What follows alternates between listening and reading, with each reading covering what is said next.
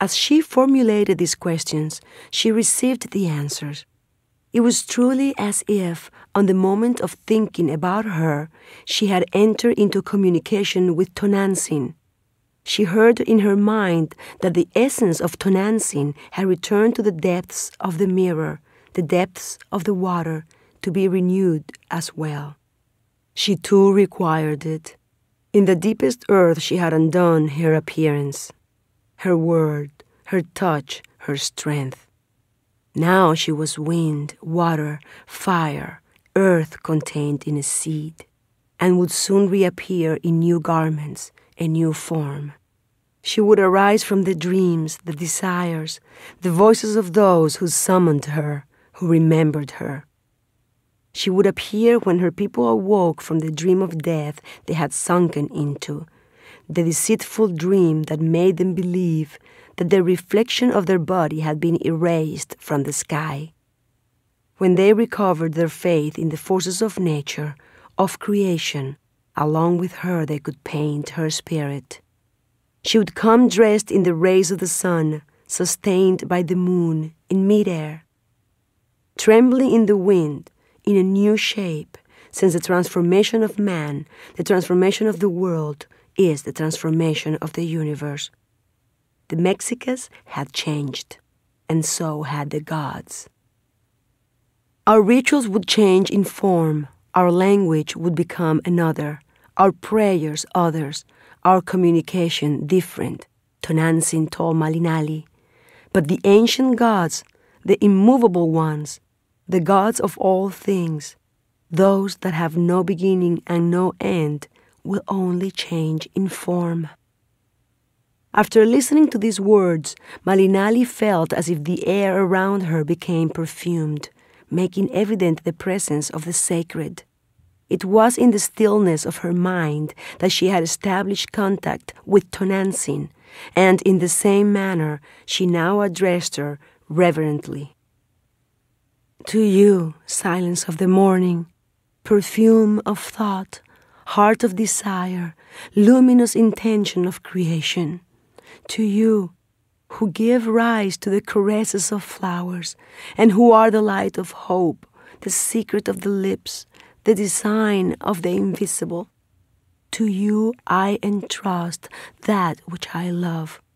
I entrust my children, who were born from the love that knows no flesh, who were born from the love that has no beginning, who were born from the noble, from the sacred. To you, who are one with them, I entrust them, so that you will dwell in their minds, guide their steps, inhabit their words, so that they never grow sick from their feelings, so that they never lose the will to live. Of you, dear mother, I ask that you be their reflection, so that on seeing you, they feel pride. They who do not belong to my world or to the Spaniards, they who are a mixture of all bloods, Iberian, African, Roman, Gothic, Native, and Middle Eastern, they who, along with all those now being born, are the new vessel whereby the true thought of Christ Quetzalcoatl is installed again in the hearts of men and casts its light on the world. Let them never be afraid, never feel alone. Present yourself to them in your jade necklace, in your quetzal feathers, in your blanket of stars, so that they may recognize you and feel your presence. Protect them from illness. Let the wind and the clouds sweep away all danger, all evil that pursues them. Don't allow them to gaze into a black mirror that tells them they are inferior, not worthy, that they should accept mistreatment and violence as their only due. Make sure that they never come to know treason, or hatred, or power, or ambition. Appear to them in their dreams so that the dream of war never establishes itself in their heads. That dream of collective madness, that sorrowful hell. Heal their fears, Erase their fears, make them vanish, flee, drift away. Erase all their fears along with mine, dear mother. That is what I ask of you, great lady. Strengthen the spirit of the new race that with new eyes looks on itself in the mirror of the moon, so that they may know that their presence on the earth is a fulfilled promise of the universe, a promise of plenty, of life, of redemption, and of love. This was Mexico, and Malinali knew it. When she finished her prayer, she took off the necklace of ceramic beads with the image of the Lady Tonantzin, which was always hanging on her chest. It was the same one that her grandmother had given her when she was a girl. She also took out her rosary, the one she had made with the grains of corn with which, years before, her fate had been read to her. She buried both, and with them buried her mother, her grandmother, herself, and all the daughters of the corn. She asked the Mother Tonantzin to nourish those grains with the waters from her hidden river, to help them bear fruit, to allow them to be food for the new beings that populated the valley of Anahuac. Not knowing why, she remembered the Virgin of Guadalupe, that dark virgin whose image Jaramillo and she had hung over their headboard. She was a revered virgin in the region of Extremadura, Spain. Jaramillo told her that the original image of the Virgin was carved in black wood and showed the Virgin Mary with the child God in her arms. Jaramillo carved a reproduction for her, and as he did, he told her that during the Arab conquest of Spain, the Spanish friars, fearing a desecration of the Virgin Mary, had buried her near the shores of the Guadalupe River, a name that was the Castilian rendering of the Arab Wad al-Luben, and that meant hidden river. So, when years later a pastor found her buried, they named her after the river, the Virgin of Guadalupe. That day Malinali, seated on the hill of Tepeyac, after having buried her past, found herself, knew she was God, knew that she was eternal and that she was going to die, and that what gave life also died. She was at the apex of the hill. The wind blew in such a fashion that it almost knocked down the trees. The leaves fell away from them, filling her ear with music. The sound of the wind became clear. Malinali felt the force of the wind on her face, her hair. Over all her body, and the heart of the sky opened itself for her. Death did not frighten her. Everything around her spoke of change, of transformation, of rebirth.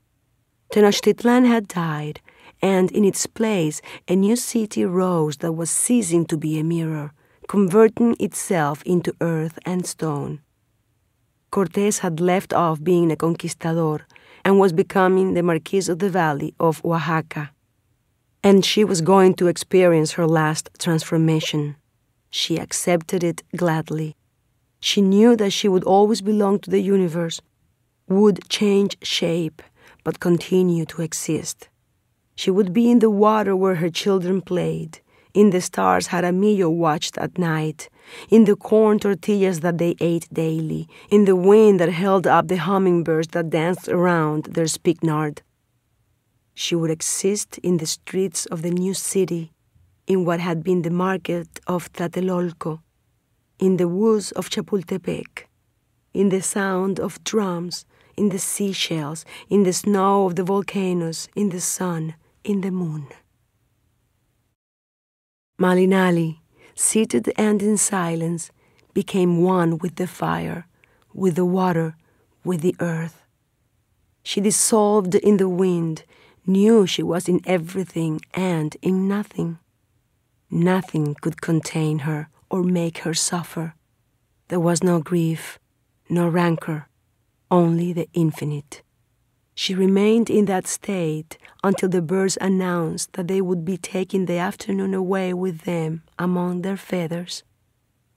When Malinali returned to be by her husband and children, she looked different. She radiated peace. She embraced them tightly and kissed them, then played with her children before putting them to bed.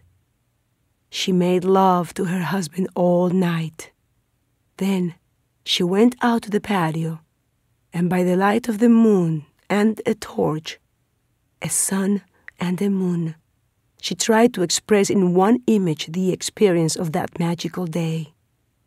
She opened her codex and painted the luminous Lady Tonantzin, the protector, covering with her blanket the house where her family was sleeping. Afterward, she washed her brushes in one of the fountains in the patio. The silence was complete. She breathed in the aroma of the spikenard, put her feet in the water, walked through the middle of the canal, and reached the center of the patio. There she entered into the center of the cross of Quetzalcoatl, the center of all crossroads, where the Cihuateteo, the women who had died during childbirth, who made up the entourage of the women who followed Tlazolteotl, Coatlicue, and Tonantzin, the different manifestations of the same feminine deity, appeared. And there, in the center of the universe, Malinali became liquid. She was water of the moon. Malinali, like Quetzalcoatl before her, on facing her dark side, became aware of the light. Her will was to be one with the cosmos, and she forced the limits of her body to disappear. Her feet, in contact with the water, bathed by the moonlight, were the first to experience the transformation. They no longer held her. Her spirit became one with the water. It scattered in the air. Her skin expanded to the limit, allowing her to change shape and become one with everything that surrounded her. She was spikenard, she was orange tree, she was stone, she was aroma of copal, she was corn, she was fish, she was bird, she was sun, she was moon. She abandoned this world. At that moment, a bolt of lightning, a silver tongue, lit the sky, heralding a storm and filling with light the still body of Malinali, who had died instantaneously some moments before. Her eyes were absorbed by the stars, which immediately knew everything that she had seen on the earth. On that 13th day of the month, Malinali was born to eternity. Juan Jaramillo celebrated it in his own way. He brought together his children in the patio, which they filled with flour and song. Then they each read a poem written for Malinali in Nahuatl. When the ritual was over, they remained silent in order to become impregnated by Malinali before going to sleep. In contrast with this simple ceremony, on that same date, the colonial authorities organized a great feast to commemorate the fall of Tenochtitlan on the 13th of August in 1521. The celebration took place in the church of San Hipólito, since the date that marked the Spanish victory over the natives was the same as the day of that saint. Jaramillo was invited to attend the celebratory Mass of the fall of Tenochtitlan several times, and several times he declined. Years later, they granted him the honor of carrying the banner during the feast of San Hipólito, which commemorated the Spanish triumph over Tenochtitlan. But he declined, which the authorities took as an affront.